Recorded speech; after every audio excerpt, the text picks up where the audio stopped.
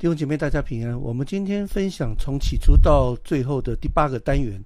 我们今天会从挪亚的儿子的家谱还有闪的后裔的这2个家谱来分享。请各位打开创世纪第10章。我们这个单元会从创世纪的第10章第1节看到第11章的第9节。那我们首先来谈到挪亚儿子的家谱。上次我们谈到了挪亚他们整个一家8口离开了方舟。这第4个家谱是整个创世纪里面的家谱里面我们要分享的第4个。这里面包含了2个部分的内容，是关于列国的家谱，还有一个就是有关于巴别塔。有关于列国的家谱，我们看创世纪的第10章的第1节到32节。这整个的列国的家谱我们会很快的稍微提一下重点，是跟整个后面圣经的作者要告诉我们，也就是圣灵要告诉我们的重点。其他的这些不是很重要，我们会稍微带一下，不会花太多时间，各位自己可以来查考圣经。有关于列国的家谱这个部分涉及到了3件事情，是关乎到了以色列还有外邦列国的地位了。首先我们要讲到3件事情的，第一个是神在给列国做分配的时候，他显出了神的先见，也就是说，这从挪亚的后裔含跟雅弗还有闪的后裔所分出来的这些的列国，神是为什么这么分配？那这分配下去会有怎么样的情况？这是一个神他的智慧，以及他在做列国分配的时候显出来神的一个的先见。因为如同我们之前一开始就讲的，神的全知跟全能，他可以知道这些后裔后面所发生的所有的故事，但人没有办法。第二个是神显出了以色列和列国的关系。请各位也可以翻开来申命记32章第8节。这个地方我们稍微解释一下为什么神显出了以色列和列国的关系。经文可以看到申命记32章8到9节，讲到了说，至高者将地业赐给列邦，将世人分开，就照以色列的人的数目立定万民的疆界。换句话说，神是用以色列人的数目来立定万民的疆界，来将地业赐给列邦，也就是列国的。所以经文在申命记这边讲得很清楚。那神之这么做有一个很重要的原因是，当神把土地分给不同的民族的时候，神的考量的方式是基于犹太人的数量和他们所居住对应的国家在历史上扮演的角色。这句话是怎么解释？我们举个简单例子，譬如说美国，我们回想到在之后我们谈到了说，这个当然申命记是在创世纪之后，很快我们就会谈到创世纪的12章，讲到了亚伯兰之约，要讲到神的祝福。那因着神是借着以色列在世界各地的一个的每个国家不同的数量，那随着犹太人在这世界各地的列国，那因着他们是列国之首，也是神的选民，所以他们带了一个非常重要的任务跟使命，就是要把神上帝独一真神还有神的话语要告诉列邦列国。那随着我们之后会谈到了亚伯兰之约，说咒诅他们的神就必咒诅，祝福的就必祝福。因此这是一个神所他自己的一个智慧上的设计。所以我们以美国的例子来讲，当2战之后，美国他收容了大批的这些的犹太人，到今天犹太人在美国将近600多万人。而我们看到这个国家的确是因着犹太人在这个地方，无论是在各层的领域律师、医师、科学家、物理学家、诺贝尔学家，的确是占了非常大多数所以这个的确看见这个民族带给美国这个仅仅200多年这个移民来的国家的一个祝福。所以呢，犹太人的数量就对于他们所居住国家对应的历史就扮演这样子的角色。我们从另外一个角度看到说，德国，当今天德国我们决定今天要驱赶犹太人，最后甚至于杀掉犹太人，结果的结局是整个的国家遭受了很大的一个的灾难。还有就包括了今天在中古时期的西班牙跟葡萄牙，他们曾经很严重的破坏犹太人，把犹太人赶出去西班牙跟葡萄牙，所以他们就往南美洲移民了。那这个事情呢发生之后，结果西班牙跟葡萄牙都遭受很严重的审判这个在历史上都可以去找得到的。所以相对的，因着犹太人居住在他们土地的时候，他们没有善待他，也没有今天去得到犹太人给他们祝福，导致了今天反而去赶逐他们，甚至于杀害他们，就导致了神严重的审判。所以呢，这边我们再看出来说，申命记32章的8章9节在这里讲到了为什么一开始神的设计就是把以色列跟列国的关系摆在这样的位置。其实并不是以色列有多重要我们就讲到第3件事情，神这样子显出呢是一个人类的联合，这是神的设计，神不偏心的，也没有所谓的一个种族或民族的优越感，好像我做犹太人做以色列人就非常了不起。即使呢以色列是选民，但是也没有任何的种族的优势，神也没有给犹太人任何的种族优势。事实上，当你如果认识一些犹太人，你看见他们的时候，他们的眼神真的是很可怜的，因为他自己知道他自己没有国家的，即使今天以色列并不完全归属于他们的管理。所以我认识一些的犹太的朋友，还有一些不信主的，当在这边聊天的过程当中，你可以听到他们言语之中，他们对于自己犹太人身份其实是很抗拒的因为他知道做犹太人是没有办法是与生俱来的，但他知道犹太人所带给他们的这样子在历史上的一个的迫害跟一个灾难，所以神没有给犹太人任何的种族的优势。相反呢，以色列之所以成为选民，他是要为了完成神的计划，这是神所拣选的，也就是说这一切都在神的计划的当中。就正因为他是神所拣选要赋予完成神的计划，所以呢就给以色列更大的责任跟义务。神赋予的责任义务越大，当然相对给他的越多，但是当他做不到的时候，随之而来的这个审判一定是相对的。所以这是首先我们在讲列国家谱的时候，我们要来解释为什么以色列作为列邦之首，不是他多好，也不是，那一切都在神的计划跟他的设计的当中。那神就随着以色列来定了列邦列国的疆界跟年限，还有定出来我们接下来谈这70个列国的一个起源。此外呢，在创世纪第10章的一个家谱呢，同样的你可以在历代志上1章4到23节，那里有几乎是一样的一个对照的一个的记载，而且几乎呢没有任何的偏差所以这个记载是一个相当具有历史意义的，代表创世纪的整个东西在对于一个以色列民族来讲，他们记载在他们的这个历史的记录里面，而且是按照创世纪一模一样的整个摘录在历代志上的1章4节到23节。那人类的分布包括了4个方面，宗族就是你的姓氏，还有你的方言，所住的土地，还有邦国，这个在创世纪里面的章节里面都有。而创世纪第4章里面这些人民呢，你各位看到圣经里面这些人民分为4类，有的是个体的名字，有的呢这个的个人的名字成为一个支派的名字，也成为城市的名字，甚至于成为国家的名字。虽然列出来的很多名字在地理上是可以知道的但是有很多不是的。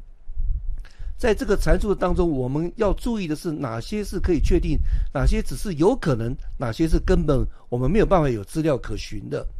那从挪亚的3个儿子闪、含、雅弗而产生的后裔中，闪包含了26个列国，含包含了30个，雅弗包含了14个，一共在创世纪第10章这里产生了70个列国。这70个列国随着整个时代的演变，到今天全世界各地将近有100多个国家，但是最开始的时候就是有70个列国。举例来讲，美国根本就不在这当中，它都是从欧洲的移民来的包括南美洲也没有任何的国家。在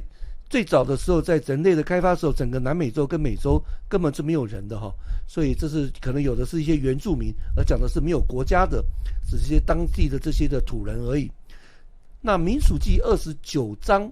12节到33节那里讲到了一个很有趣的事情，就是讲到了以色列的7大节期里面最后一个节期就是住棚节。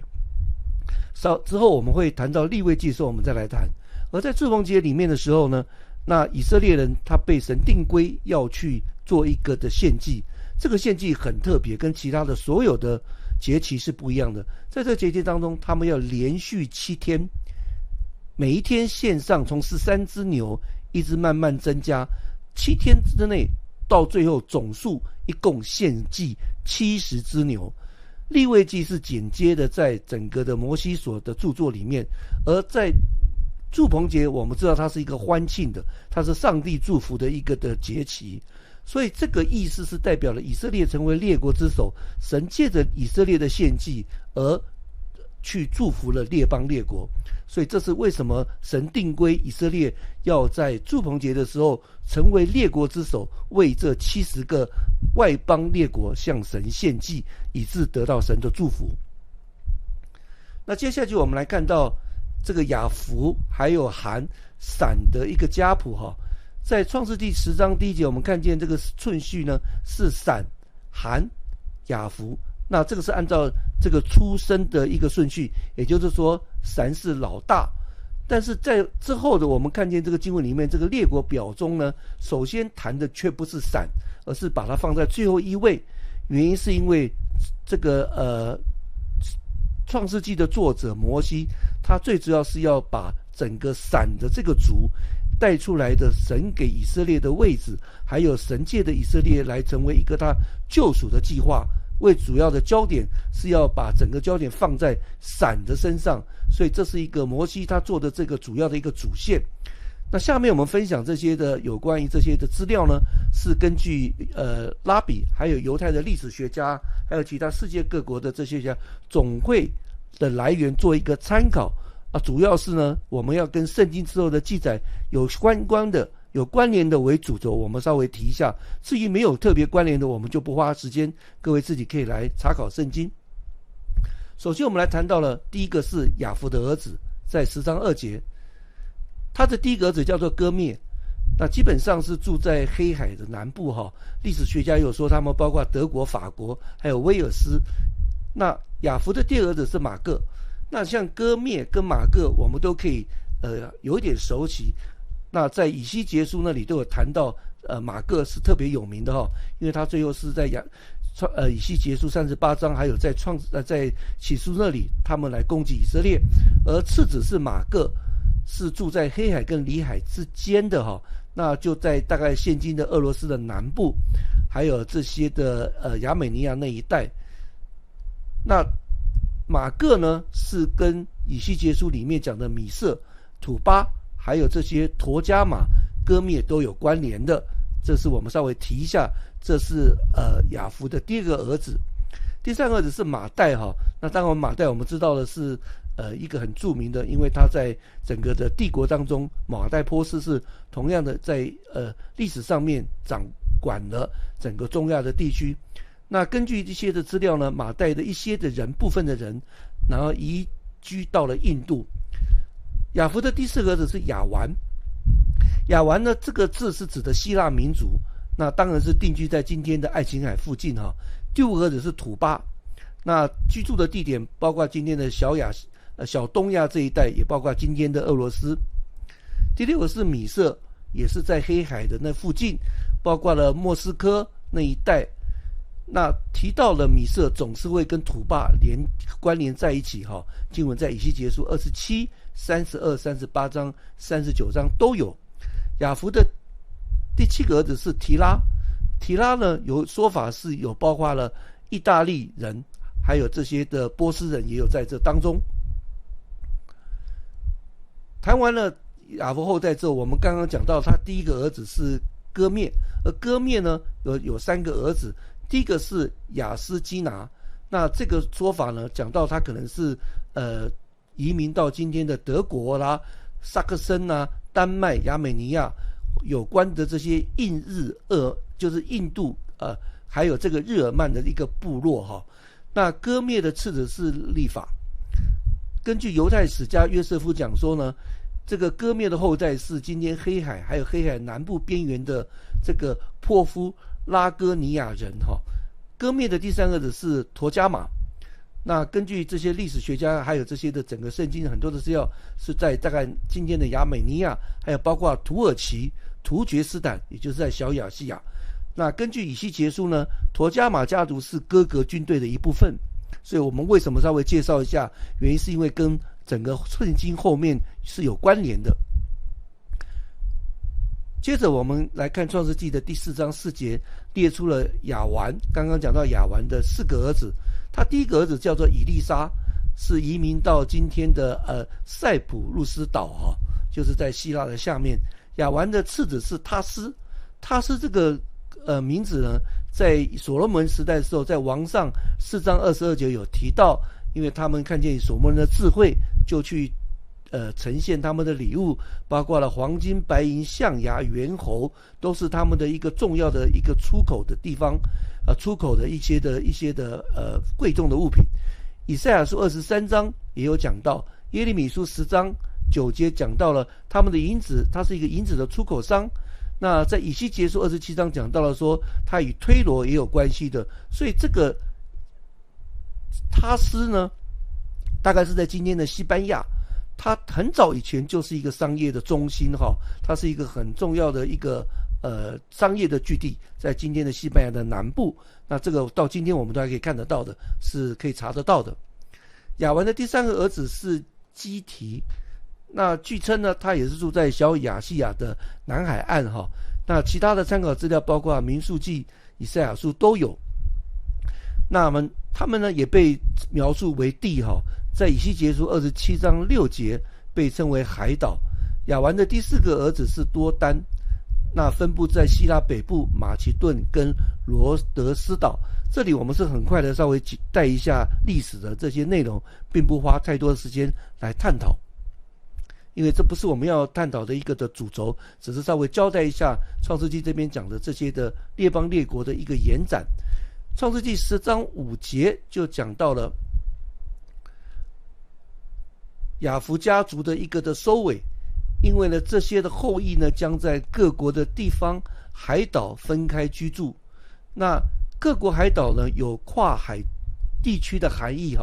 包括了东方跟西方，还有这些欧洲啦、远东、今天的亚洲这一带都有，散布在南方北方。所以呢这样子的一个分布呢，正应验了创世纪之前我们有谈到9章27节讲到对挪亚的祝福，讲到了说挪亚对雅弗的祝福说，愿神使雅弗扩张，这句话果然就应验在雅弗的后裔的身上所以在创世纪10章5节这里有关于雅弗的后裔呢，讲到了包括了14个邦国，时间的跨度是2代的人。接着我们来谈挪亚的另外一个儿子的一个的他的后裔是含的后代经文请看到创世纪的10章6节到20节。而含的后代里面，从这第6节开始也列出来了4个儿子。首先第一个儿子是古时，古时呢这个宗族很可能是生活在今天的非洲努比亚和埃塞俄比亚的土地上因为提到古时，只要圣经里面提到古时，大部分的时间是指的是埃塞俄比亚。含的第2个儿子是麦西，这是埃及呢最早的希伯来语的名字。第3个儿子是弗，他位居在今天的索马利亚那一带，也就是在非洲。那他的领土包括了利比亚。弗是圣经里面在家谱记载里面没有讲到他的儿子的部分那也就是像我们刚刚所说的，并不是特别重要就不记载了。我们回过头看一个关键人的一个儿子，就是含的第4个儿子是迦南。迦南我们之前在这个挪亚的这个样子的一个的犯罪之后，挪亚对他的这个儿子的一个咒诅就讲到了迦南。所以呢含的第4个儿子是迦南。那迦南人呢在民族上和种族上是属于含这个族的，那当然也是沿袭了闪族的，有延续了到了闪族的这个语言跟文化原因是因为在那时代的时候，闪族这个族等一下我们会讲，它都是在那个区域生活，所以在言语跟文化上面都是有相当的一个关联性，甚至于也延续了闪族的言语跟文化那对挪亚咒诅的就是这个儿子还有他的后裔。接着我们要谈到创世纪在这个列国家谱里面一个非常重要的人物，是在这个单元里面我们要特别关注的，叫做宁录。创世纪10章8到12节注重在一个关键人物，在这个韩这个族呢的里面，宁录。第8节介绍了他的开头，他是古时的儿子。宁录这个词是源于希伯来语，希伯来原来意思他的原来希伯来语的意思就是背叛、反叛。那这可能是他后来被赋予的一个名字哈，这是根据希伯来文的一个原文，他原来意思就是反叛。在创世纪的10章8节后面到第9节，将宁录呢定义成为英勇的猎户，他与世上关联的是他为世上英雄之首。因为我们的中文圣经讲到他是英勇的猎户跟英雄之首，对于我们中国人来讲，我们看见英勇看见英雄，就立马会对他产生一个崇敬跟崇拜的一个的意念，也就是说认为这个人一定是一个不得了的人物。的确是的，但是这个不得了的人物不是我们按照我们中国人用中文的习惯看英勇跟英雄就一定是个很好的人，不是的。我们接着来讲宁录的一个的故事，在整个圣经里面要告诉我们的非常重要的重点。历代志上呢第1章10节重述了说有关于宁录的这个事情，讲到英雄跟英勇，这个都是在指宁录。这个词呢在创世纪这边用了3次，他是一个猎户，也就是一个打猎的，但是重点是他也猎野兽也猎人。换句话说，猎人的意思就是他杀了很多的人，也杀了很多野兽。杀野兽目的是为了要吃肉，猎人的目的那当然是可能包括了一些的仇恨，或是说不服从在他的一个的领导之下。在拉比的传统的观点认为，宁录呢是透过狩猎或者说捕获野兽来显示人对兽的一个权利。重点是宁录呢，他成为一个英雄之首，他成为一个这样子一个英勇的一个人之后，他开始煽动来反抗神，导致我们最后等一下要谈到的巴别塔的审判，我们等一下会来交代这里面的内容的细节。这边先提一下有关于宁录在圣经讲的说，一个英勇的猎户跟英雄之首，这不是一个正面，是一个褒奖的一个意义，乃是一个反面的，指的他其实不是在圣经上讲的他是一个好人，他是一个英雄，相对的他是猎野兽也猎人哈。那我们当然知道杀人是神所不允许的，所以第9节讲到了宁录跟神的关系。在圣经里面讲到了说，他在耶和华面前是一个英勇的猎户，在神面前是一个英勇的猎户。我们都知道，我们人在神面前真的是渺小如沙的，根本是微不足道的。可是在圣经如果记载说他在神的面前是一个英勇的一个猎户，是摩西告诉我们说这是他在神面前的态度，就意味着说你在跟神夸大，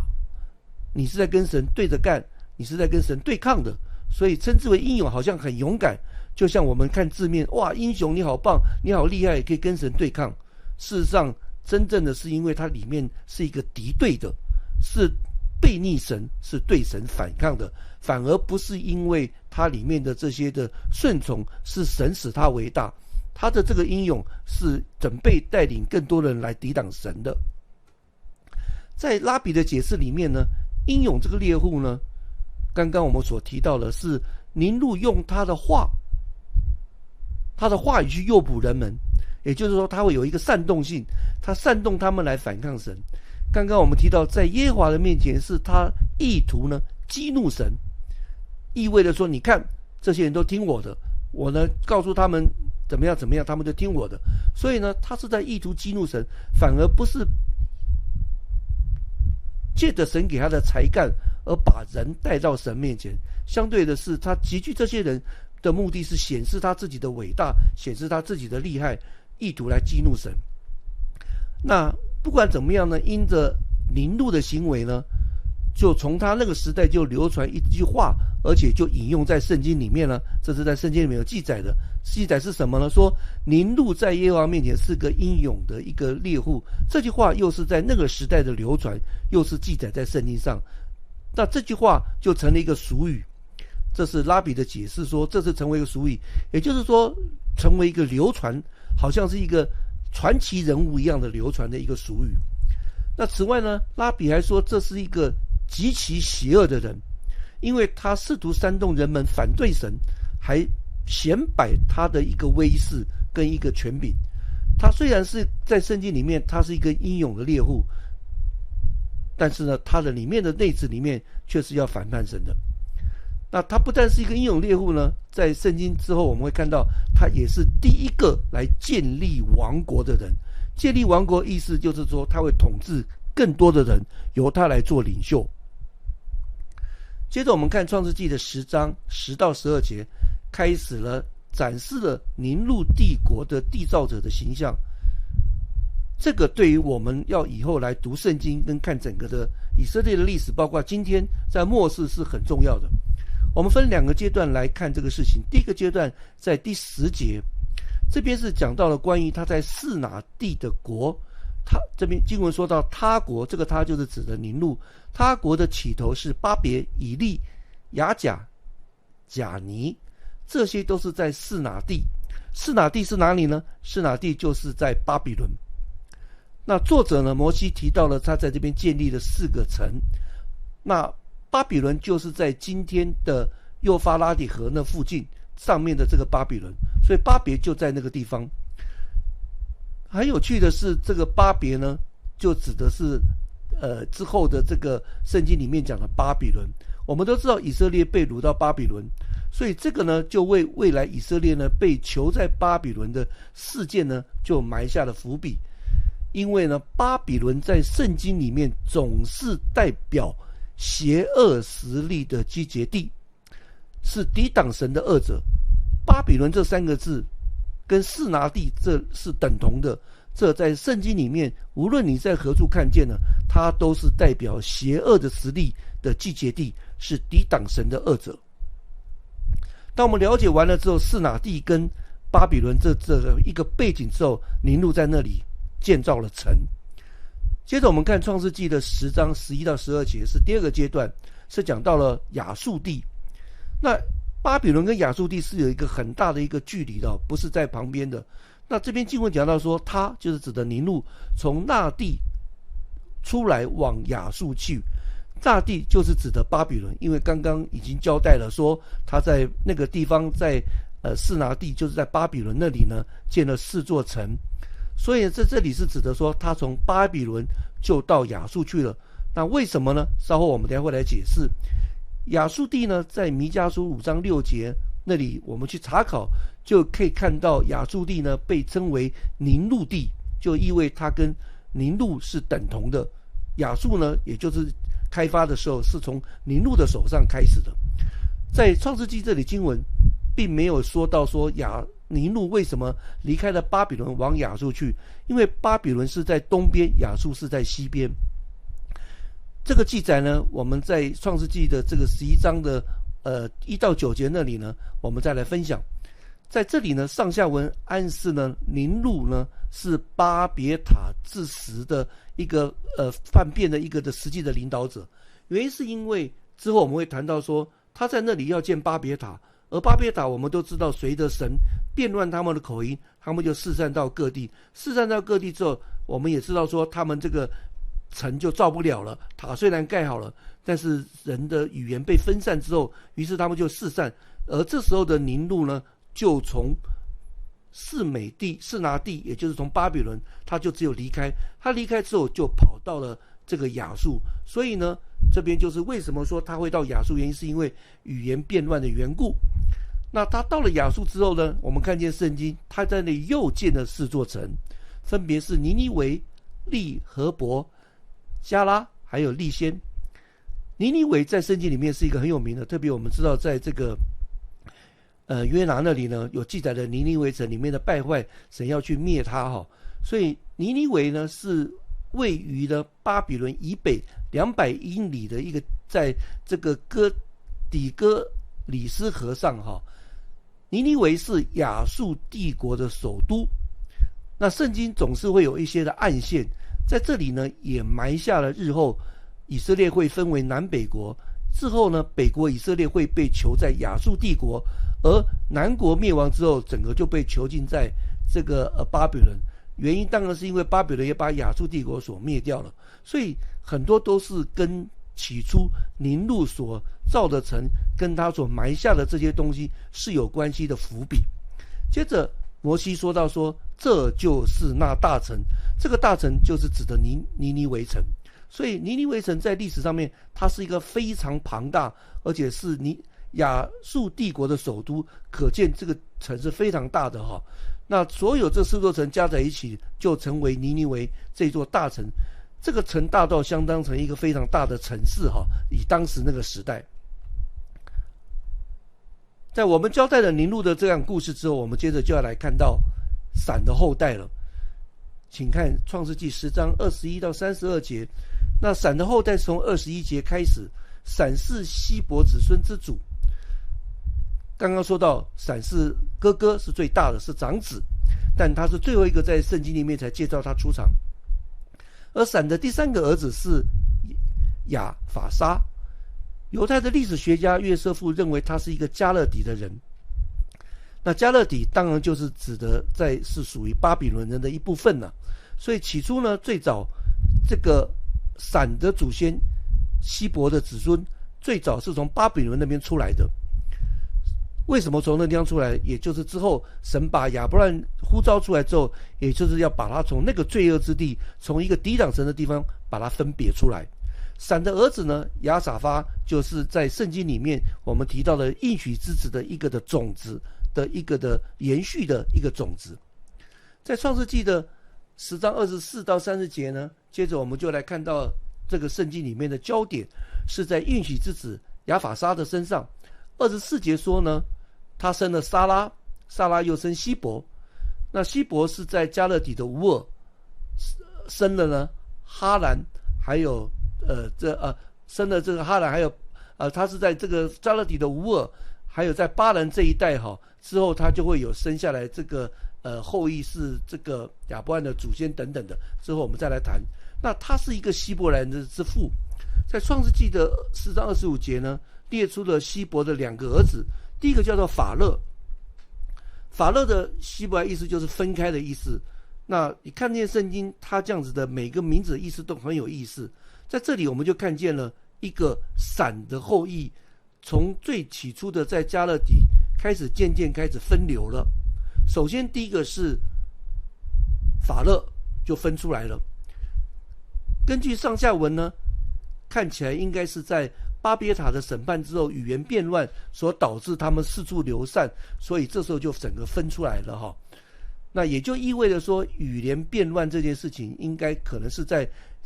法勒的年间所发生的。接着圣经就讲到说，这个另外儿子叫做约丹，约丹是一个阿拉伯的支派哈。在创世纪的10章26到30节列出了约丹的13个儿子，这每一个家族最后都各自成为一个阿拉伯的支派哈，这个都有历史可以查考的。所以我们看见说到说，在这个希伯的2个儿子就分出来了法勒，还有一个是约丹，渐渐的又再度的分出来了。那这一节总结呢，整个的列邦列国呢，第一句呢是概括了整章，这些都是挪亚的3个儿子的宗族哈，各随他们的支派立国。那所以呢，在这边呢，创世纪的10章32节的第2句话说，洪水以后，他们在地上分为邦国。分开的原因呢，就是因为巴别塔的口音变乱哈。我们等一下会在下面会接着来讨论这3个家族呢。如果你去在圣经里面去把它算出来，你就可以看清楚，总加起来的数一共是70个。因此呢，从那个时候到今天的人类，都是因着共同的祖先挪亚，再透过他3个儿子所生的后裔所联合在一起的7列国。另一方面呢，人类是因着言语跟种族还有领土跟政治不同被整个的毫无希望的被分开来的。那分开的渊源我们等一下再来谈，创世纪11章的时候会再来说明。接着我们来讲到巴别塔了，这是我们这个单元分享的另外一个重点。我们请看创世纪11章1节到第9节。第一节讲到了当初那个状态，说到那时呢，天下人有2样东西是一样的，第一个是一样的口音，意思就是说，在希伯来意思就是同一个嘴唇啊，同一张口。第二个是有同样的言语，言语的意思就是话语，大家用的是一个词汇。11章第2节可以描述到了他们在示拿地定居一段的，这边的定居是代表了他们有一段时间是住在那边了，他们开始往东边移去哈，那就是在我们刚刚讲的，就是今天的巴比伦。巴比伦是位在今天的伊拉克那一带哈。那在示拿地呢，示拿地他就遇见一件平原，平原这个意思是代表他那里是又有河，又是一个很适合耕种的好土地。因为在古代的人们呢，一定是随草而居哈，也就是有水就有草，有草就有这些的牲畜，就可以活下来，种植或是靠这些畜牧业来维生。所以寻找好的土地的耕种是很重要的。那这里很有趣的地方是，这里也是我们最早以前在创世纪一开始介绍伊甸园的所在地，所以这里整个的示拿地跟巴比伦就是生命起源的地方。只是呢，因着洪水的关系，那整个的伊甸园早就已经不见了。但是如今这些洪水的幸存者，也就是挪亚的后裔和他们的家人再度的回到这里，这是一个很特别的一个事情。回到这里原因好像是今天怀念吗？还是他们知道？因为之前我们有讲过说，这个历史故事对于挪亚，他可以从他的列祖今天可以听到这个故事，他也会告诉他的儿子。但是其实在这当中有一个更麻烦的是，人聚集在这里，他并不是为了敬拜敬畏神，乃是为了进一步的要来抵挡神。而这个的使用作者就是我们刚刚提到的宁录。那我们接着就来看下面的一个的解释。接着创世纪的11章3到4节描述了对神的一个的背叛，分为2个阶段。第一个阶段讲到了说，他是要建筑一个塔，所以他说他们要来做砖，把砖烧透了，他的目的就是为了要建造。那把砖做起来是因为让这个砖更硬，可以用得更久。这是第一个阶段，他们已经采取行动了，要做一个坚固的一个城跟一个塔。第二个阶段是要建一个座城跟一座塔，他们说我们来建造，他们想把这2个东西都建造起来。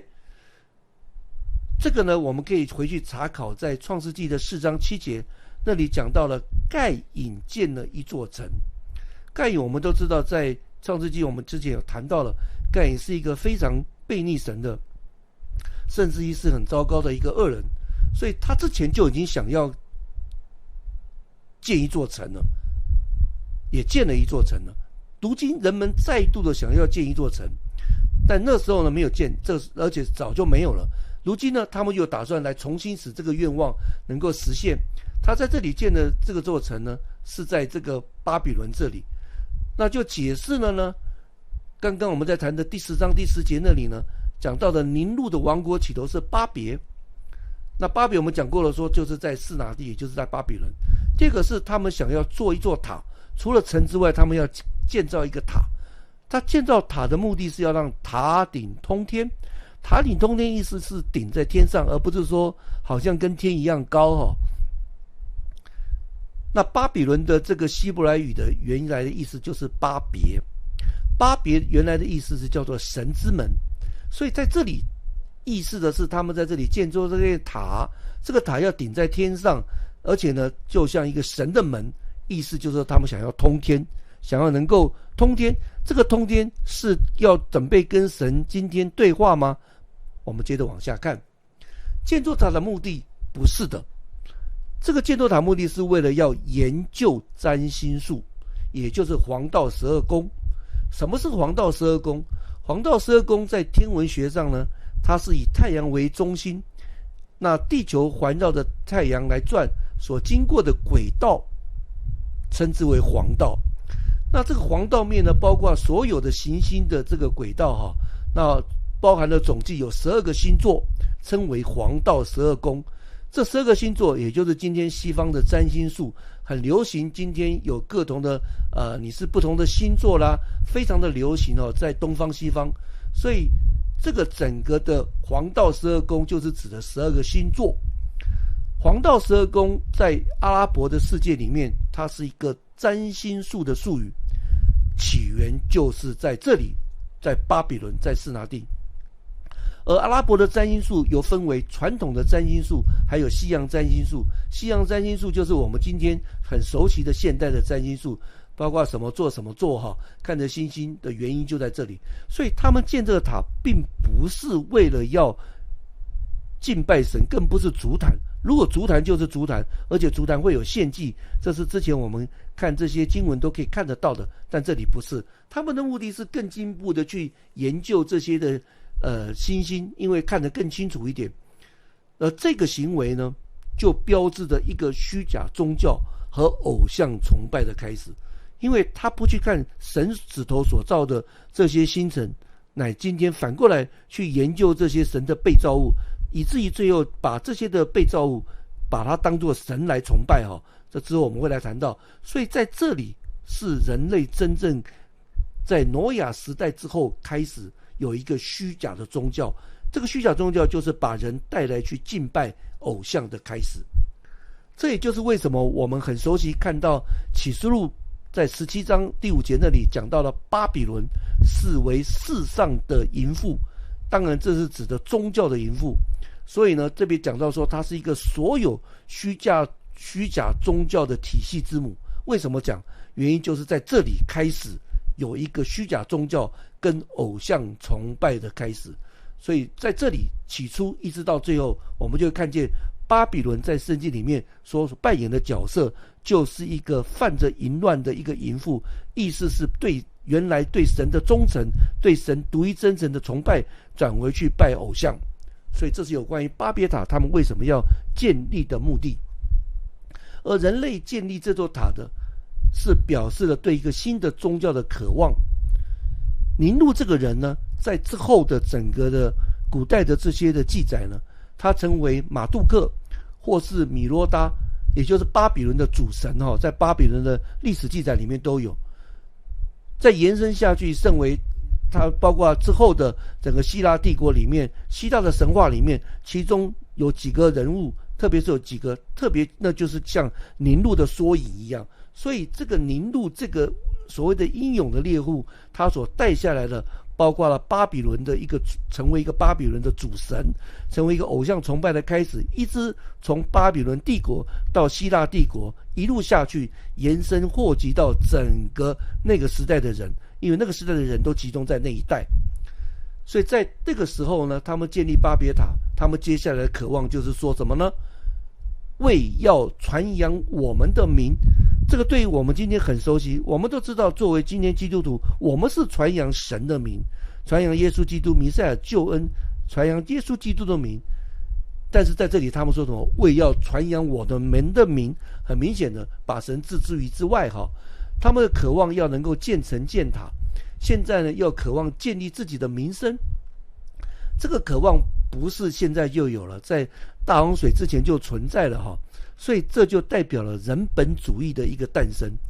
一种是以人为自我为中心的东西，这带着所有错误的动机，而动机则是来自自我的骄傲，还有抵挡神。所以这个源头我们弄清楚之后，关于整个后面的这些圣经，还有我们看见今天很多的事情，就会比较有一个概念更清楚。而他们的做这个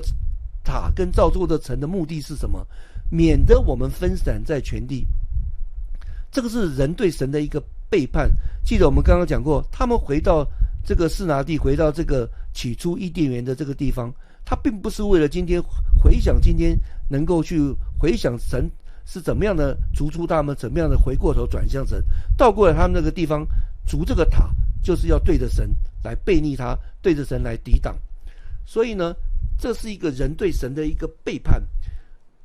那随着他们在这边聚集呢，也违反了创世纪9章那里讲到了说，神说你们要遍满全地的挪亚之约，这是在挪亚之约里面就有的。遍满全地绝对不是指的他们集中在今天的那个巴比伦斯拉地或者中东中亚一带，乃是在世界各地渐渐的遍满。犹太拉比对于这个经文所说的解释，他们说了一段话，说选择天界就是天的界限，跟安排地的界限，那不是神的事，是我们自己的事。那目的就是让我们跟他征战，把天跟地分开来，天是属神的，地是属我们的。这是犹太拉比对这段经文的解释，说他们这么做就是打算天跟地分开来，你不要管我们，这地上是我们的，我们说了算。这是一个很明显的抵挡创造者跟一个对神的一个悖逆。在这件事情之后，我们看见了，当然神肯定是要出手的，所以我们看见后面的5到9节是神的审判。神的审判呢，神就首先来观看。经文讲到耶和华降临，要看看世人所建造的城与塔。在这里呢，作者呢摩西是用一个拟人的一个手法，讽刺渺小的人，试图能做什么呢？你不管你这个塔建的有多高，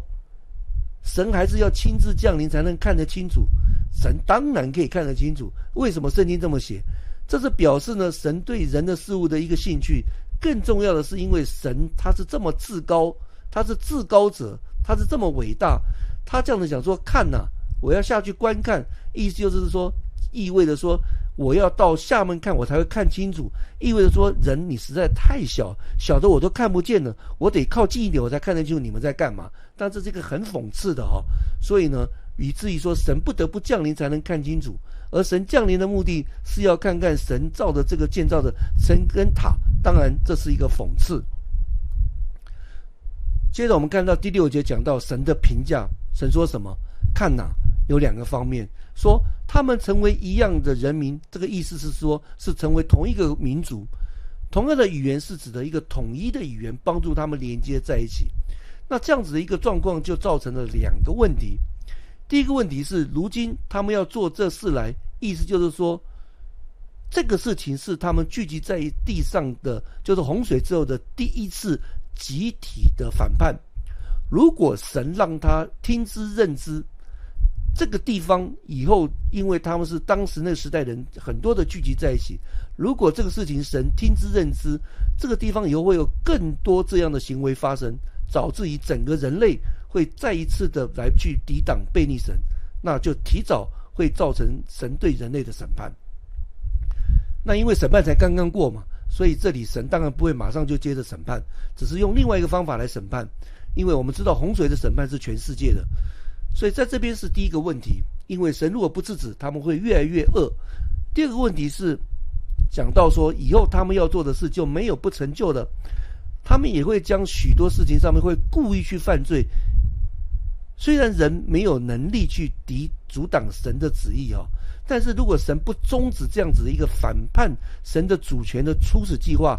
恶它会延伸，它跟癌症一样，那个癌细胞会蔓延到全身的。所以呢，人的旨意呢，这样子的悖逆神，如果不去阻止，就会畅行无阻，完全的抵挡神。那如果你这样抵挡神的话，对于神要给人类的救恩就没有办法进行了。所以拉比呢是用这样子的方式来解释这段经文，说如果他们这样子的统一，刚刚讲过，他们目的是要建造塔，不是要去敬拜神，乃是要去研究星象拜偶像。所以拉比说这样子的统一，他们会一直拜偶像，你一直拜偶像，结果越陷越深，以至于没有人能够回转敬拜独一真神。所以这是今天人类政府无理约束，以致导致今天我们看见是无法无天的例子，就是当罪恶如果神不予制止，当救恩不是神给予的时候，人类最终是造成自我毁灭的因为没有人可以真正的回转来敬拜神。所以这是神对他们的这个审判。第11章7节讲到了审判来临，神说我们下去，这里第2次提到下去，这次下去不是观看了，就是要拦阻神做这件事情。这边讲到了我们，再次提到神是一个复数的一个的位格，神下去的目的就要做一件事情，是变乱他们的口音。变乱这个希伯来语的意思跟巴比伦或巴别是有关联的，因为刚刚讲到说这个意思呢，就是一个叛一个变乱的意思呢，是指的说神下去要去变乱人的口音，这样做的目的呢是使他们的言语不通。这个言语不通呢，我们在圣经里面的翻译是说译为彼此但是更清楚的希伯来语的圣经在解释这句话是指的说，他们就听不懂自己朋友的一个的言语。当你跟朋友之间言语不通的时候，你根本没有办法沟通就像今天你试图跟一个某一个国家的人要交往，你言语不通，你怎么跟他交往？你也不会当朋友。言语一定是在很熟悉的朋友之间有共同的语言，才能成为朋友或者成为邻舍。所以这是神为什么要下去变乱口音。我们回过头来看见创世纪的11章第8到9节，我们来总结这一段里面讲出来的3个结果我们来做一个总结。第一个结果是在第8节前面说，关于人的分散，耶和华就使他们从那里分散在全地，这就是创世纪的10章5节、20节、31节以及32节所提及的分散。从那里，经文讲的从那里就是从巴比伦。那这边我们很清楚就可以知道，在解释了为什么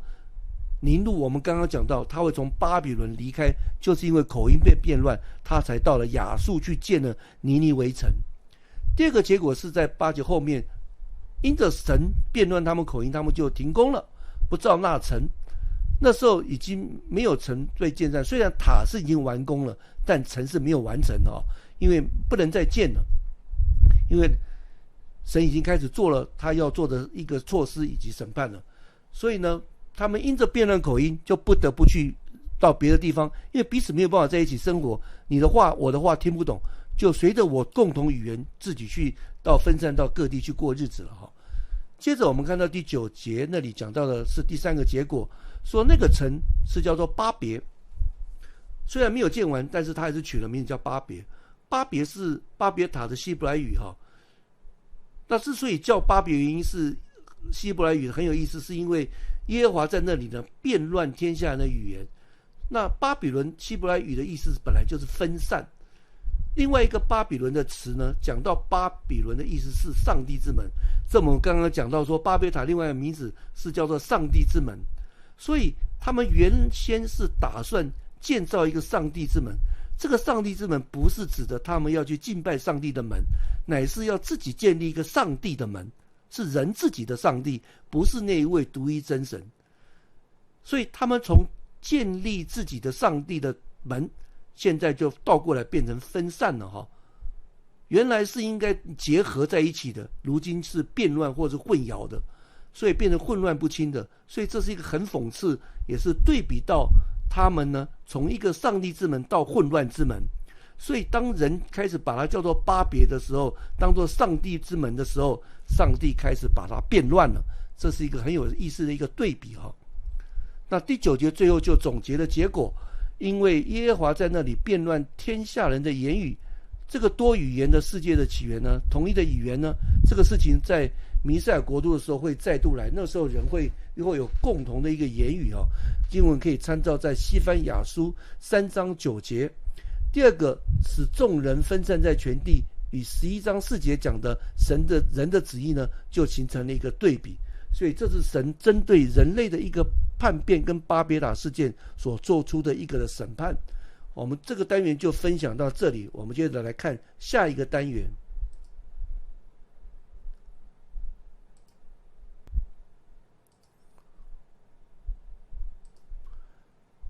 接着下面这个单元我们要来分享有关于闪的家谱今天我们接着来看，刚刚创世纪我们停在第11章第9节，是讲到了巴别塔跟神对他们的一个处置跟审判。接着我们就来探讨有关于闪的这个家谱，才真正的开始要介绍有关于以色列跟很重要的亚伯兰之约。首先第一个，我们来看到一个简单的一个图表讲到了闪这个族后面刚刚讲到了亚法沙整个沙拉西伯一直延伸下去。下面这张图是我们把它做出来一个简单的线，讲到了闪，刚刚讲到了圣亚法沙、沙拉西伯一路延伸一直到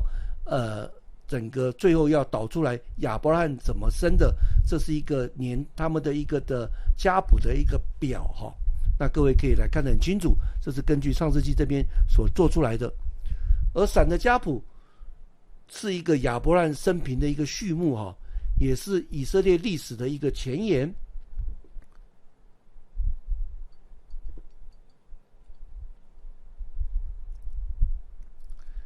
圣经在这里呢，我们已经读完了创世纪的前面的这个10章还有11章，这里我们看见了人类受试验的失败一共有3次。第一个在伊甸园，第二个是洪水审判，第三个就是我们刚刚所提到的巴别塔。因此呢，神总是在一个的结束又会产生一个新的开始。所以接着我们来看见一个新的开始已经为世人预备好了。现在呢，创世纪开始从一个世界的历史，之前我们谈到都是世界性的事情，但是从现在创世纪就从一个世界的史过渡到一个国家的历史。那从许多一个家族的土地过渡到一个家族，就是亚伯兰的家族，还有一块土地就是应许之地。闪的第9代，刚刚那个表给各位看的是他拉。他拉这个意思的原来希伯来意是月亮。那他拉活到70岁，生了3个儿子，分别是亚伯兰、拿赫跟哈兰。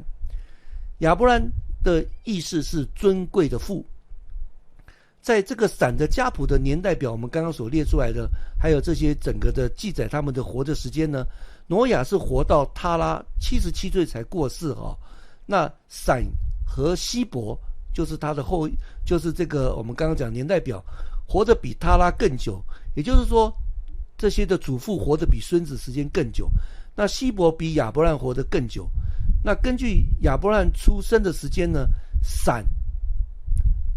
是在以撒或是雅各50岁的时候才逝世的。换句话说，连应许之子都生了，闪都还活着。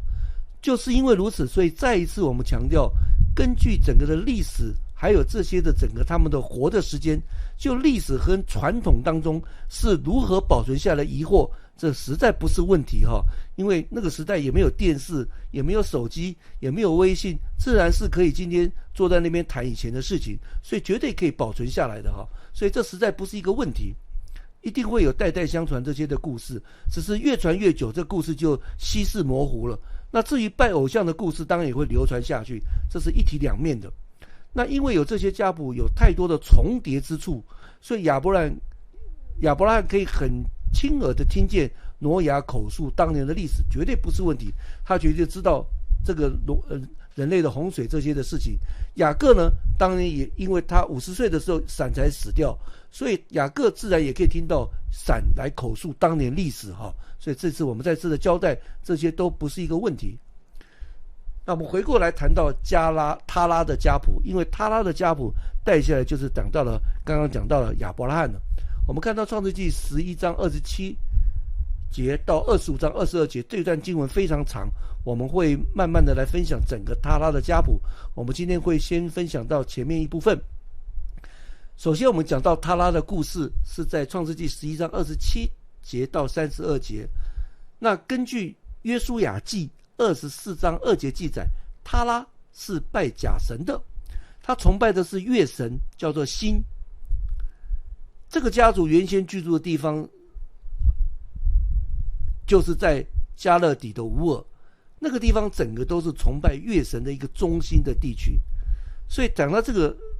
稍微我们可以提一下，如果你去看一些之后亚伯兰另外一个后裔，就是伊斯玛利后裔，是阿拉伯的祖先，很多阿拉伯今天的国家，他国家的国旗或是重要的国徽上面就有一个半月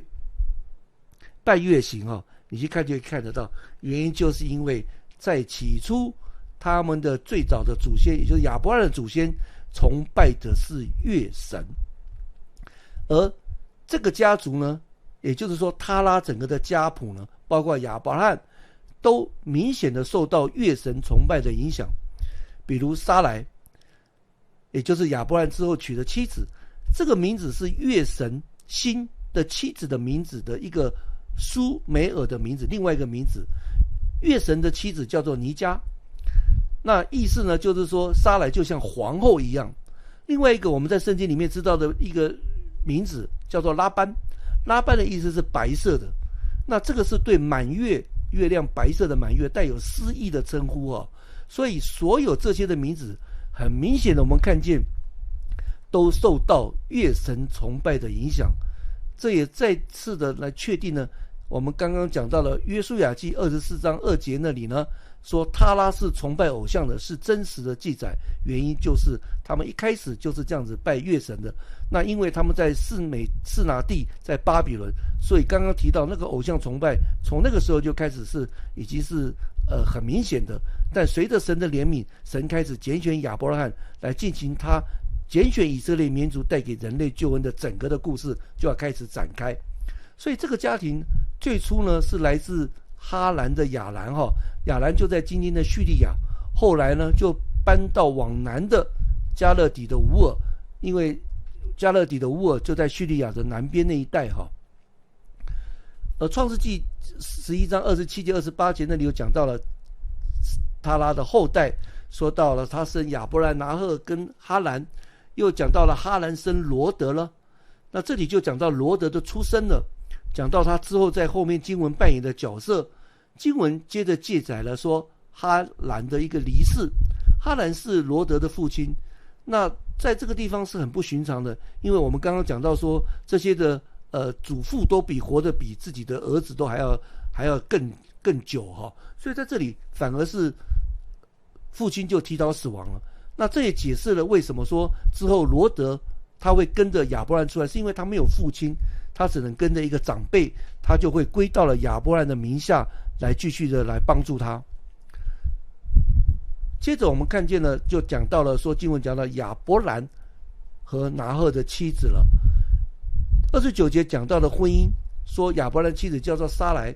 撒莱是他拉的女儿，但不是亚伯兰的母亲生的，也就是说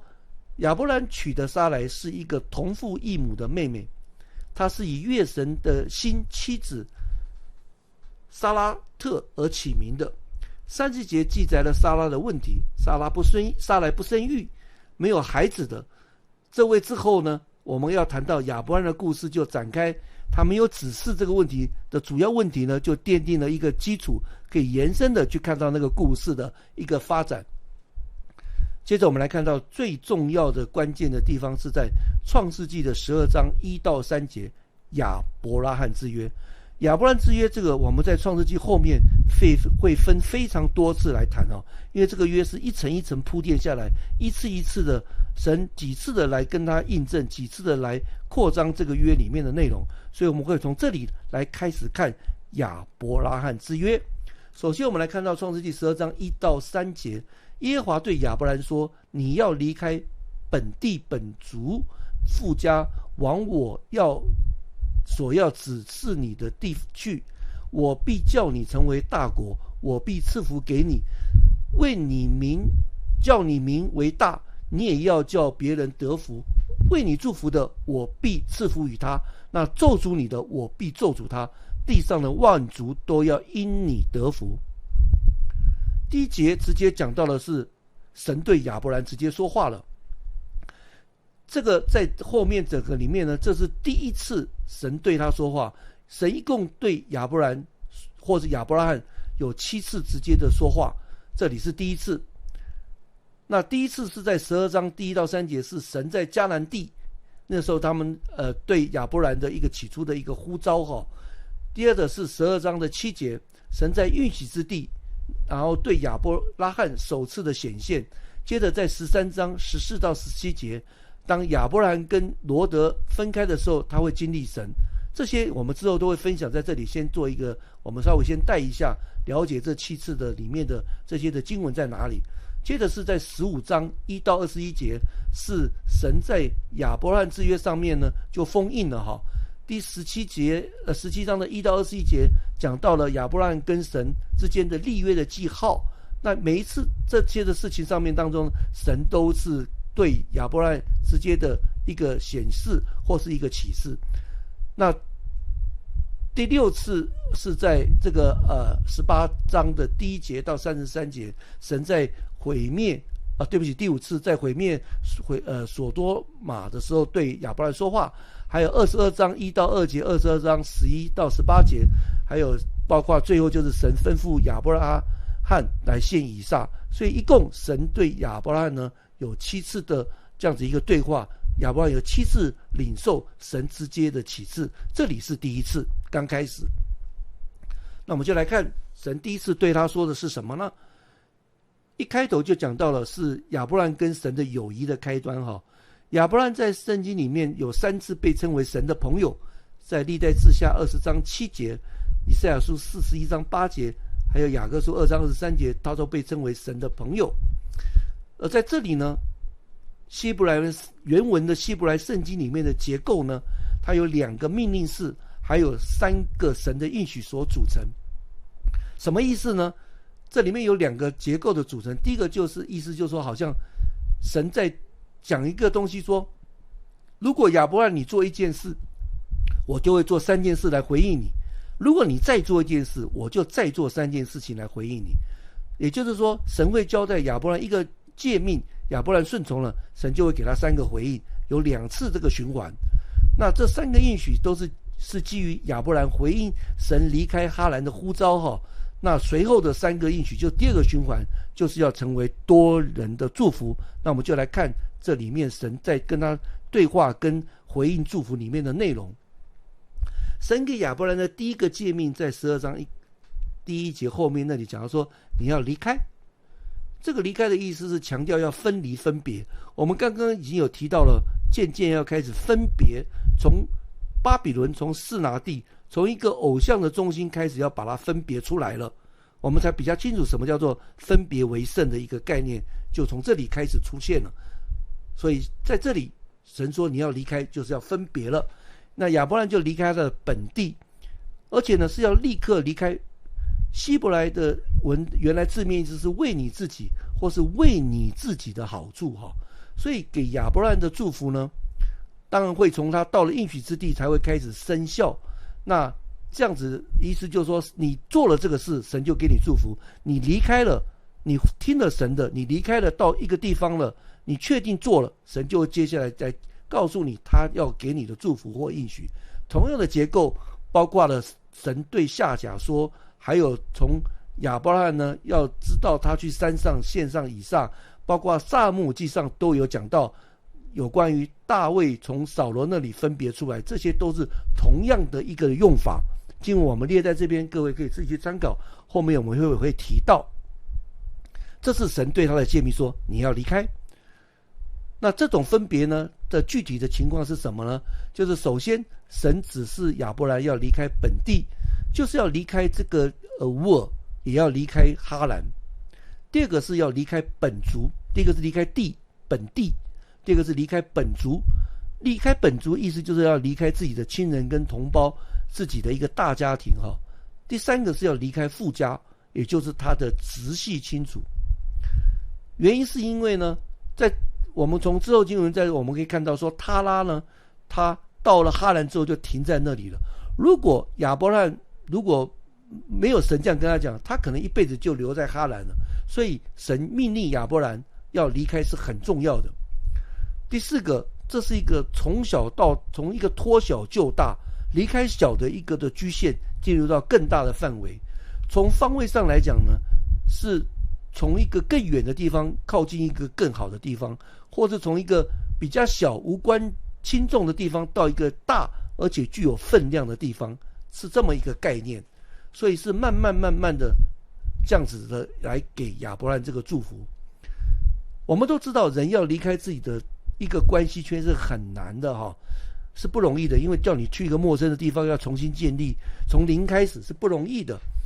更何况要离开自己的同胞还有家人呢，直系亲属什么都是要完完彻底的离开，是难上加难的哈。所以接着呢，神就告诉他为什么要离开，这个目的是说要往我所要指示你的地方去。在这里呢，只有说是应许，只是说一片土地哈，应许只有这样子而已，没有讲到是什么地方，只是说会给你一个地是什么，没有交代。所以在离开哈兰的时候，亚伯兰根本就不知道他要去的地方是迦南地，他不知道的。神就说我要给你一个地，我指示你要去的地，指示去哪里不知道，你先出来再说吧，你若是不出来就没有戏唱了。所以他根本就不知道他是要去迦南地这个在希伯来书11章8节也有印证。那这个诫命呢，刚刚讲到是神的要求，随着这个亚伯兰回应这个要求之后，接下来就是神给他的3个应许了。第一个，神说我要让你成为大国。国这个希伯来语一般的而言都是指的外邦人，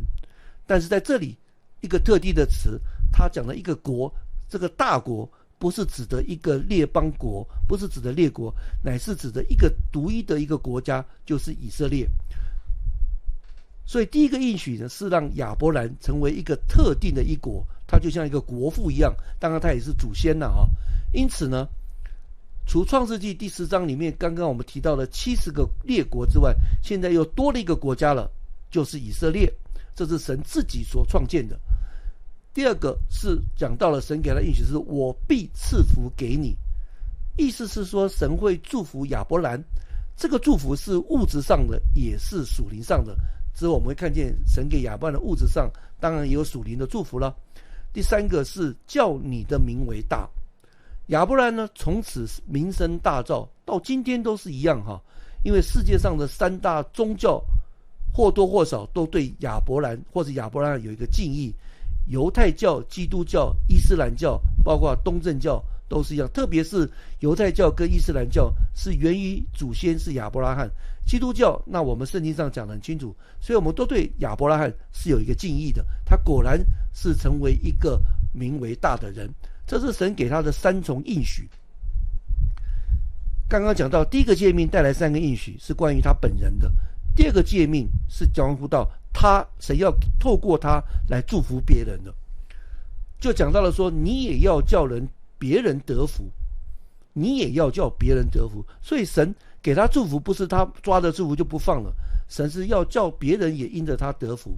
所以刚刚讲到了亚伯兰得到神借着前3个应许给他的一个祝福，如今他要成为别人的祝福，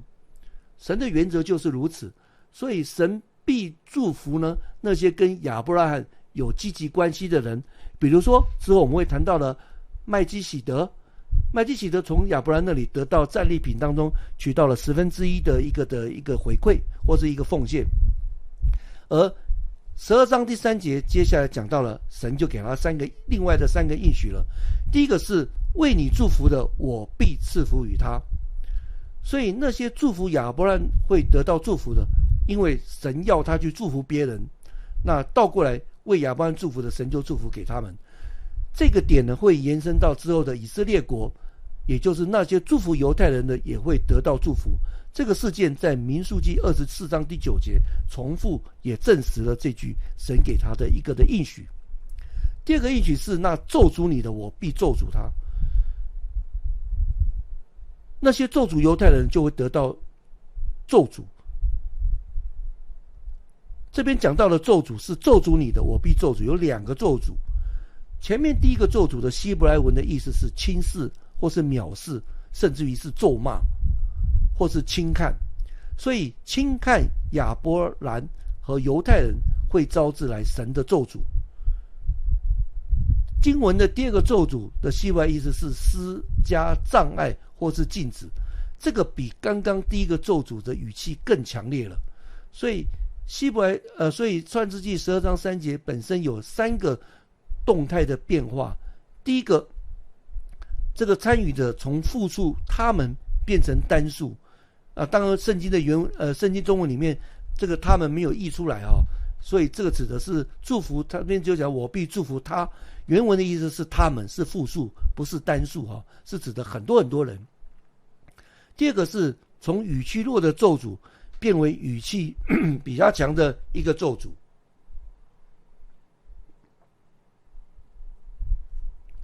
第三个是语态的改变，意思是什么？那些轻轻咒诅你的，我会重重的咒诅他，会由弱的变成强的。那对于亚伯兰跟犹太人轻微的咒诅，就会招致神更大的一个咒诅。神不是这么偏爱犹太人，我们再三的强调，这是神透过他的一个救恩救赎的设计的一个安排。你千万不要忘记，我们只会读到整个后面的以色列历史，他们遭受了多大神的一个的审判跟咒诅，就是因为他们没有做到神吩咐他们的事情。所以在这里千万不要羡慕，要了解神安排的意思，有他自己的一个心意。从这个地方我们去了解神在安排的事情，要去了解这里面原来的意思啊，也不要觉得说哇，那这样的话好像神很不公平，不是这样子。这样的话我们就掉到用人的思想去闪神的一个的计划。而在第三个应许是地上的万族都要因你得福。亚伯兰呢，成为一个祝福全世界的渠道。属灵的祝福是会延伸到外邦人的，这个在新约我们就看到了。那因着亚伯兰蒙福的人呢，就会越来越多。这是一个超越以色列本国的应许，并在亚伯兰之约后面多次的被确认。这之后我们会来讲。而在之后我们看见到说，神会对亚伯拉罕、对以撒、对雅各都讲同样的事情，说地上的万族都因你得福，就代表说这个祝福是确定的。而这个祝福如今已经透过亚伯拉罕的后裔弥赛亚耶稣已经得以实现了，这我们很清楚的。正如呢先知所指出的那样，外邦人呢借着弥赛亚得到属灵的祝福。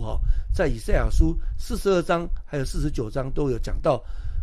这个之后我们以后再来讨论，来对应之前创世纪这边所分享的。所以在头3节经文我们有2个有看见。第一个是一个拣选的原则，神拣选亚伯兰成为一个被拣选国家的父。此外呢，亚伯兰被单独拣选的时候，以色列自然成为一个国家，也被拣选得以开启，因为它是源头。第二个，这里我们看见了数字用7，当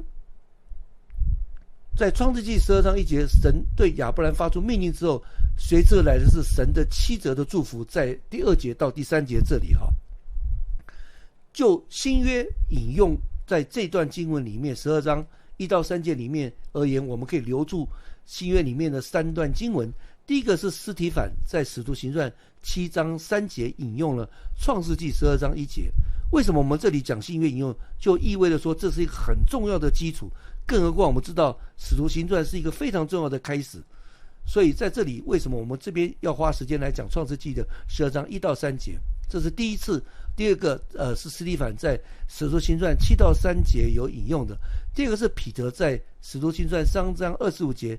引用了创世纪的12章3节，是对犹太人说话的。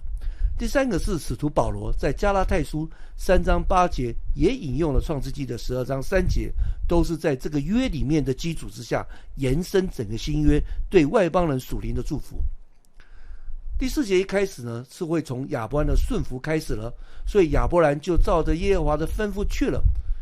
这句话对我们是一个很重要的教导，因为在我们之后读新约之后，亚伯兰好像一个信心之父。什么是信心顺服？什么是叫做顺服？顺服是一个即刻的顺服，就是信心的举动。希伯来书11章8节有讲到。所以我们在讲顺服神，顺服神就是一个信心的举动。换句话说，我们神吩咐我们所说的告诉我们的，我们不顺服的时候，我们就是不相信他。所以顺服，即刻的顺服，神吩咐我们，我们就做什么，神说什么我们就完全相信，这就是一个信心的举动。随着这个顺服跟信心开始，神才有办法接下去对我们给我们很多的这些的话语或者祝福。所以一个没有顺服，不在信心之内，我们怎么有办法从神那边得到更多的一些神给我们的这些的祝福呢？是很难的。那正是亚伯兰的这种顺服呢，使刚刚我们讲到这3节是的应许就成为一个无条件的一个应验。一旦亚伯兰满足了神要求他离开的条件，其他的那都是神的事了，都成为无条件的，因为他已经满足那唯一的条件，就是立即顺服，马上离开。他做的这些事情才会有戏，否则根本就没有戏唱的。所以顺服这个功课对我们是很重要的，就是即刻的顺服。那经文最后我们也看到了说，他接着讲到了说，罗德就跟着他去了。刚刚我们有交代罗德的这个一个故事哈。罗德跟他去是没有任何负面的意思。有些解经家呢就来谴责说，亚伯兰怎么可以让罗德去呢？因为神吩咐你离开本族本家啊，那他是你本家人，你怎么可以把他带去呢？听起来很像是对的，听起来好像是蛮合理。总是呢，很多人解经家总是用人的想法去看这些圣经，但是呢，诫命其实是要求亚伯兰离开在哈兰的家。但是呢，如果家族当中有人愿意跟着亚伯兰一起去，这并没有错啊。神吩咐亚伯兰只叫他离开，但神没有说别人不能跟着他去。那事实上，刚刚我们也交代罗德，因为他父亲已经死了，所以他跟着去是很正常的。但是就因为如此，我们就说，那你没有离开，重点是离开这两个字，不是有谁跟他去。所以整个的东西没有弄清楚，就会造成这些的谴责，实在是无稽之谈哈。这里说了亚伯兰的离开的年龄，他几时会离开？那在亚伯兰的整个通篇的一个陈述当中呢，我们要以后注意到很有意思的是，只要讲到他生命特定的转折点的时候，一定会提到他的年龄。我们后面会谈，很有意思，会讲到他75岁的时候啦，99岁、100岁，都是他生命重大转折点的开始，一定会提到他的年龄。为什么要提到年龄？也就是神让我们看见他是怎么经历圣心的一个成长。所以我们看亚伯兰的一生，最主要是让我们去学习我们怎么在信心的成长过程能够渐渐的成熟长大。这个之后我们会来分享，帮助我们更多的去了解生命的历程，还有信心的过程怎么走，神又是怎么带我们的，这才是我们要花时间分享在这个点上。接着我们看创世纪的12章6到9节，讲到了亚伯兰在应许之地的暂居哈。他首先是从事件开始，那确实是在摩利的一个橡树那里哈。其实橡树这个词呢，它是一个偶像的一个崇拜之地。那个地方不要记，亚伯兰是到了迦南地，要去得应许之地，所以这个地方事实上是一个迦南神子的一个教导中心，是一个拜偶像的中心。那摩利亚橡树，你说那你怎么知道呢？因为在圣经里面是有历史可循的哈。在创世纪的35章4节那里，雅各呢，他的家眷就埋藏偶像之地就在这里。约书亚记呢24到26节也讲到了，这是约书亚立大石头的地方哈。还有士师记讲到这些占卜的都指的是这个地方，所以这个地方它其实是跟迦南的异教还有偶像崇拜和神秘的这些的秘术的习俗都是有关联的。因此我们清楚知道迦南人是敌对的民哈，这也解释为什么说神会咒诅迦南，是因为神早就知道他们是一个抵挡神，是一个异教徒，不愿意去崇拜敬拜独一真神，因此他们所思想的都是不同的，完全是不同的一个状况，是很严重的拜偶像的。这就是这个当时他们的一个偶像跟一个中心哈。那亚伯兰来到这里，并不是因为被吸引去吸收迦南的文化，神不是叫他去学迦南文化，也不是叫他看，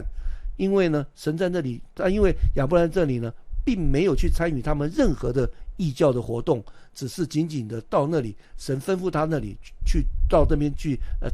等候他的指示哈。接着我们就来看到说，他到了那边之后呢，他听从了，也到了迦南地之后，他再次的领受到了亚伯兰之约的一个的扩充哈。这是耶和华向亚伯兰的显现，这就是第二次了。刚刚讲到了说他会越来越多次的显现，一共有7次，这里是第二次。那神在这里呢是再一次的确立一件事情，说我要把这地赐给你的后裔。刚刚我们讲到说他去哪里不知道，是哪块地不知道，但是他现在站在迦南地，站在这个地方，神就说这个地要赐给你的后裔。但是这里呢讲到是赐给你的后裔，并没有包含亚伯兰本身，这是第一次神在应许之地对他说话。好，我们渐渐来看亚伯兰之约的一个扩充，这里是第二次了。接着我们来看创世纪的17章第7节，就是亚伯兰的回应呢。亚伯兰呢就在那里呢，为他向他显现的耶和华呢筑了一座坛，就是刚刚我们讲的，在一个迦南的一个偶像的中心那里。因此呢，从亚伯兰呢为真神所筑的坛，跟异教在那边敬拜他的神域跟一个中心就成了一个对比哈。他在这里筑坛的原因是因为神在那里向他显现，所以这是第一次亚伯兰做这件事情。随后呢，筑坛这个事情就成了在后面亚伯兰的这个后裔，包括以撒还有雅各他们的一个习惯哈。经文在创世纪12章、13章、29章、26章、33章、35章都有提到，这就成为他们的习惯。因为亚伯兰一开始就做了这件事情，原因是因为神在这个地方向他显现。在这里讲到了说，亚伯兰接着又在伯特利做了2件事，又开始筑坛敬拜。他在这里又为耶和华筑了一座坛，除了刚刚那个地方，他又在伯特利又外建了一座坛。这个坛建立的目的是为了要献祭的缘故，第二个是为了要求告耶和华的名。之前我们讲到说，筑坛的意思总是要敬畏神，为了献祭，或是来敬拜神，或是来求告他的名等等之类的。总之就是一个跟神对接，或是敬畏他、敬拜他的地方。在这里，这个意思的一个筑坛的意思是指的一个公开的敬拜。所以在这里，亚伯兰是第一次在应许之地呢，首次的公开敬拜。在创世纪12章第9节呢，亚伯兰在地理上一共有3次的迁移哈，他会渐渐的往南地去，南地就是今天的以色列的这个内盖夫的一个沙漠地区，那是在以色列以南。渐渐的，我们看见这个分别呢，从刚起初的迦勒地的乌尔，渐渐越走越远，越来越分越远。就看清楚神是这样子在带领他往这个方向走。在这里我们有4个看见。第一个，亚伯兰随着从北向南移动，这么做呢是代表了神要带他走一圈，是要让他对这个应许之地有一个所有权。第二个是表现了他信心的表现，因为这个土地本来不是他的，他是客旅的，他是暂居的，这也显示了他对神的信心。神应许他的，他有信心，神带他到哪里他就跟着去。第3个是亚伯兰没有接触迦南，他从一个地方搬到另外一个地方，他虽然是住在一个偶像崇拜的一个之地，但是他没有搬进去住，他没有住在他们当中，也没有学习他们的文化，更没有去拜偶像。第4个看见是数字7在这里再次的发挥效力。亚伯兰在这里呢，在这个部分呢，12章4到9节里面一共出现7次土地这个词，亚伯兰也出现了7次，再次的神让这个7在这里成为一个完全跟发挥这个效力。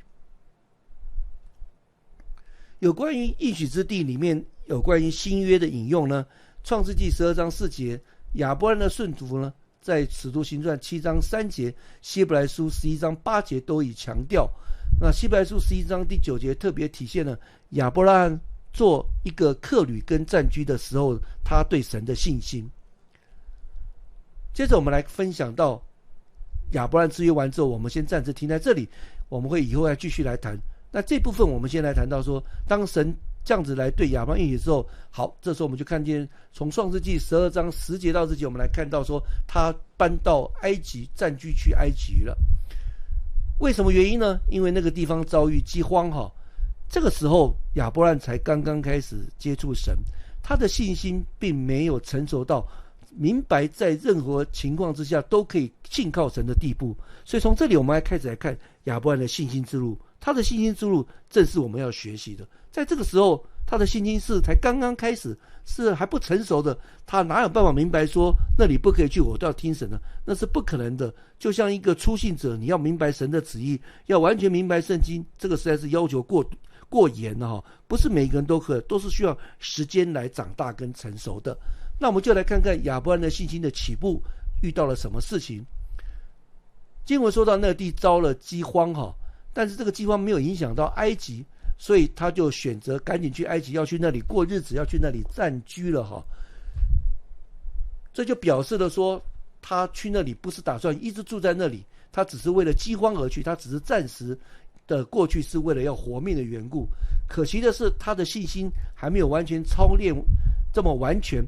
他不知道他的信心可以大到说让神在那个地方仍然供应他。而这件事情在之后亚伯兰后以撒就发生同样的事情，但神就叫以撒留下来，以撒就过了那个饥荒，在那个地方得到神给他更多的祝福。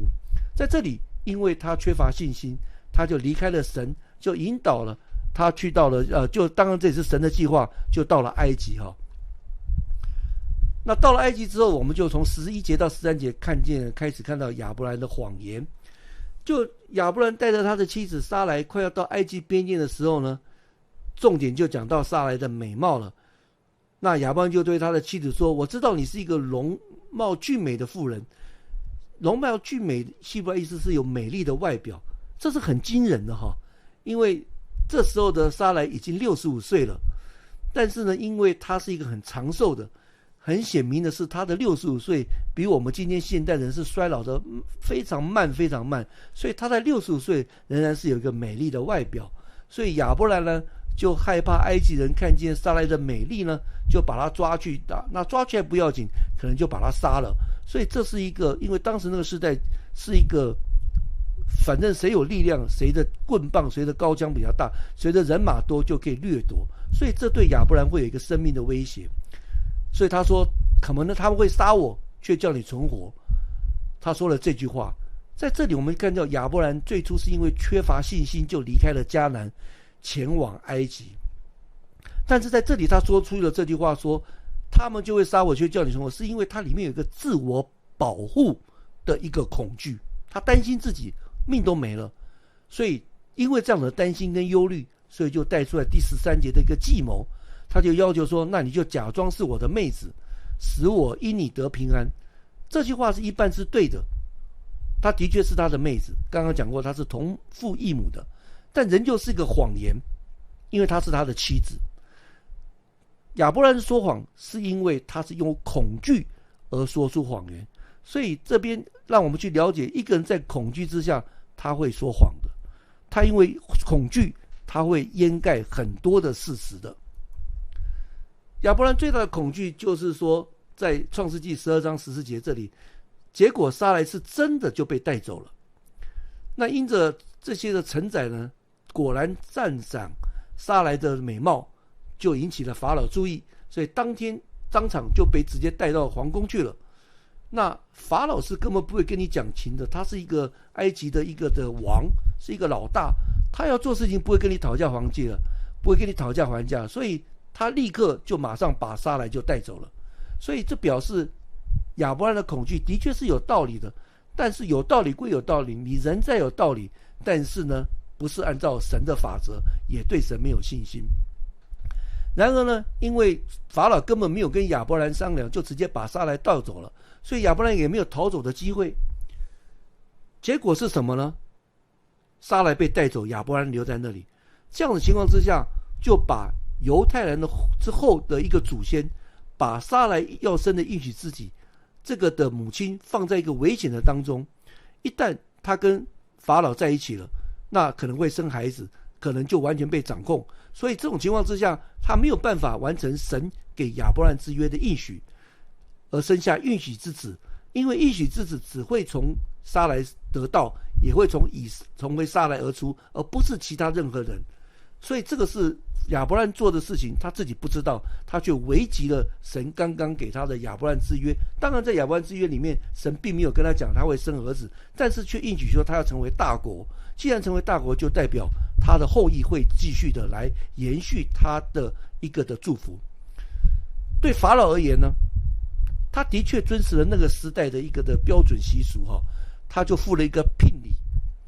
因为亚伯兰说他是他的哥哥嘛，那既然你是他哥哥，就如同他的父一样，所以法老就把这个聘礼就给了亚伯兰。这是很讽刺的因为刚刚我们讲到说亚伯兰在恐惧说我因你得平安，他真的得平安了，却是在一个错误的平安里面，这是很讽刺的。法老就把这个聘礼给了亚伯兰。那现在呢，法老就因为撒来呢就厚待亚伯兰了，亚伯兰因着撒来就富有了。那法老给亚伯兰有7样东西啦，有牛羊骆驼公驴母驴奴仆，哇，很多东西也是在那时代是一个不得了的。在这里有3个看见是我们要学习的。首先，富有不是理所当然的，富有不是一个理所当然的。亚伯兰在这里得到这些，是因为他透过欺骗的，不是一个真正来自神直接给他的祝福。那神已经应许了亚伯兰要成为无条件约的之一，刚刚我们才分享的亚伯兰之约的一开始。所以在这里亚伯兰所得到财富不是直接从神来的，乃是因为他的妻子他的谎言得到法老给他的一个聘礼或是一个奖赏一样。所以在这里亚伯兰跌倒的时候，神仍然是要成就他的应许，这是对我们一个看见。首先就是说，即使他做了这件事情，但是之后我们可以看到神怎么样成就他的无条件的约。第二个，亚伯兰的动物跟财富的增加看起来很好，得到了一些东西，但是却加剧了我们下一章我们会分享到亚伯兰跟罗德的牧人的相争，就是因为他的财富太多了，他们2个牧人就相争了。所以因着你不要讲说这非法得到的，你不是从神来得到的祝福跟财产跟财富，不见得是祝福，反倒是带来很多的困扰。这是第二个我们学习的。第3个是刚刚经文讲到了说，他会得到很多的仆婢，得到这些的仆人跟这些婢女，会得到一群这些来服侍他的。那接下来我们会看到以后创世纪在之后讲到了夏甲，夏甲是埃及人，是一个夏甲的，是一个埃及的婢女身上。好了，你得到这个来了之后，就造成更多的麻烦。因为在创世纪的当中，我们可以看见说，亚伯兰唯一有可能得到埃及的这个女仆这个婢女的地方是在这里，其他没有地方我们可以认为说亚伯兰得到夏甲从哪里来，他也不可能去买它来，最有可能就是在这里是法老赏赐给他的。所以这个会造成在之后创世纪第16章呢，撒来跟夏甲之间的冲突，还有甚至于延伸到以撒跟以实玛利的冲突，更延伸到今天犹太人跟阿拉伯之间冲突埋下伏笔。所以在这里，一个恐惧，一个谎言，一个不相信神，失去信心，得到的东西反而成为日后的大麻烦，甚至于延续到今天。所以这是我们非常要引以为戒的事情，就是要小心我们的祝福只能是从神而来，非法得到的或者不是从神来的祝福，不见得是祝福，反而是一个大麻烦。接着就讲到了神的审判呢。那神的审判，我们看神是怎么做的。因为这个错误不是因为埃及法老王做，他根本就不知道撒来是亚伯兰的妻子啊，只是因为神他承诺他对亚伯兰的约，这是无条件的。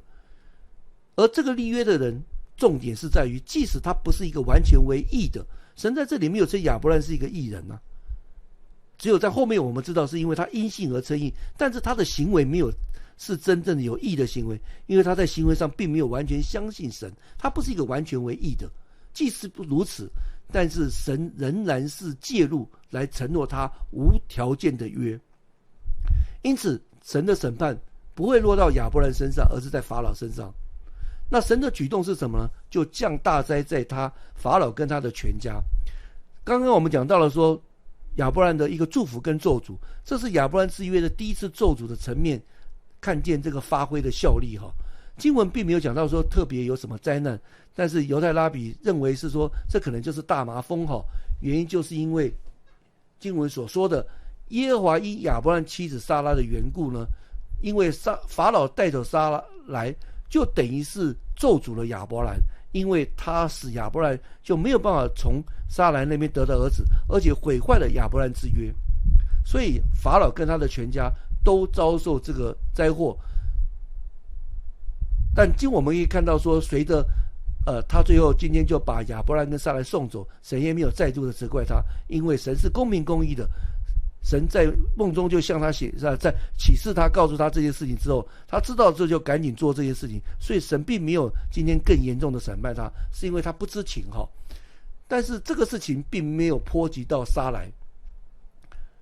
但是随着法老呢，他看见他得到一个，他带了这个女子来，引起了一大堆的灾祸，他就会去想到底是为什么。当他得到这样的一个清楚的一个了解之后，他才赶紧的去做后面的这些候补的动作。在这里我们看见是亚伯兰必须要明白，他的生存不是靠人的谋算，乃是靠神的约的保护。作为上帝儿女，要明白我们的生存不是靠你自己靠人的谋算在那边算来算去，乃是靠着神的约的保护啊。在这里是神自己亲自出面解决了这个问题，而不是亚伯兰。虽然亚伯兰在这里他犯罪了，他说谎了，但是因着亚伯兰之约是无条件的缘故，所以神仍然是要介入的。接着我们就看到法老的回应啦，法老就赶紧就叫亚伯兰来，他察觉了这个问题所在。那在这个时候可能撒来自己也糟了哈，或者是说在之后呢，神有给他一些的启示。所以在这里法老用了3个问题来斥责亚伯兰。他说，你向我做的是什么事呢？因为你向我说谎，我就受了罪了。对法老来讲，这是一个无知之罪，但是仍然是难就其词哈。第二个是为什么没有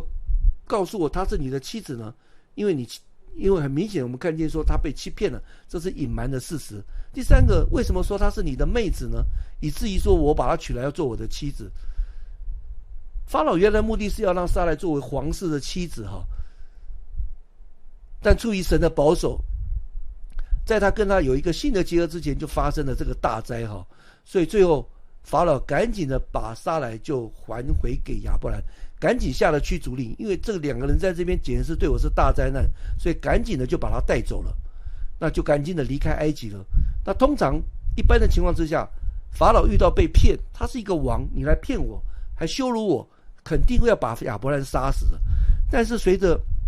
法老他察觉到了，因为他把撒拉带来皇宫之后遭受了这么大的这些灾难，他察觉了亚伯兰背后有一个力量，所以他不会在这个基础上面再去动亚伯兰，否则他可能会遭受更大的灾祸哈。所以我们看见了创世纪的12章20节很有趣的记载，说是皇室赶紧把他们护送出去的一个结局哈。所以亚伯兰就被陪同送出了，赶紧请他离开啊，明谢未故不要再来，赶紧把他送出去，就送他出去埃及地之外和他的妻子。就是因为在这个事件的关键点上面呢，他得到了新的财富，是法老因着撒来所给他的。所以呢，这也应验了之后我们会讲到的说，亚伯兰离开埃及的时候，比他刚进的时候是更为富有。当然这个富有不是神赏赐给他的，乃是因为他的罪是因为说谎所造成的哈。所以在这里我们最重要的看见是，第一个，首先是看见亚伯兰他信心的成长的一个跌跌坑坑。第二个，神怎么介入这个事情，重点是看见亚伯拉罕之约现在开始效力了。法老因着不知道的情况之下，这么轻轻的不小心碰到了这个约，无形之中是咒诅了亚伯拉罕，没有办法有后裔，他就自然遭受了咒诅。而亚伯兰即使有错误的举动，他仍旧是得到祝福。